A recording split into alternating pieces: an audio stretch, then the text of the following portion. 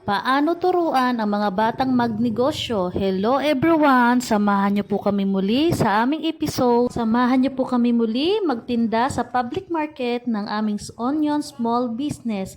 Kasama po sina Kuya JD at Ate EJ na kung saan sila po ay magbebenta o mag-aalok sa mga dumadaan. Kung mapapansin niyo nga po, hindi lahat ay bumibili, tinatanggihan po sila. Hindi po nakakahiya o nakakaawa sa isang bata na sila ay ating turuan sa mura nilang kaisipan sapagkat kung sakali man sila ay magkaroon ng sariling pamilya at mawala tayo sa mundong ito, hindi tayo mag-aalala, panatig ang ating kalooban sapagkat sila ay ating naturuan ng tama. Marangal at hindi nakakahiya. Trabaho, bugkos, ito ay may pagmamalaki. Nakakaawa man o nakakahabag kung titignan natin sila, lalo pag sila ay nag-aalok at tinatanggihan. Masakit dahil alam natin ang pakiramdam na matanggihan. Habang maaga, turuan natin ang ating mga anak na maging maabilidad upang sa kanilang pagtanda ay hindi sila magiging palaasa at tamad sa buhay. Sila ay magiging determinadong magkaroon ng confidence sa sarili at higit sa lahat, maging resourceful. Kung dumating man ang unos sa kanilang buhay, alam na nila ang daan upang sila ay hindi maligaw. I-motivate natin sila na maging teen entrepreneur sa murang edad. Pag lagi nating iisipin na nakakahiya, bata pa sila, baka hindi nila kakayanin, pero ang hindi natin alam mga kamamis na yun ang way para mas lalo silang magpursige, mas lalo silang maging matatag, tanggihan man sila, hindi masyadong masakit sapagkat ito ay naturuan natin, na-train natin sila, rejection, pain. Pag ikaw ay hindi nakaranas niyan, ay sinasabi ko na malayo pang isang araw, ikaw ay titigil sapagkat nahihiya, nasasaktan, natatanggihan. Parte po yan para mas lalo silang mag-grow. Mawala yung hiya nila sapagkat yan ang puhunan pag ikaw ay naging negosyante. Lahat yan ay kanilang madadaanan. Huwag nating antayin na kung kailan sila lumaki, saka lang tayo mag-umpisang magturo.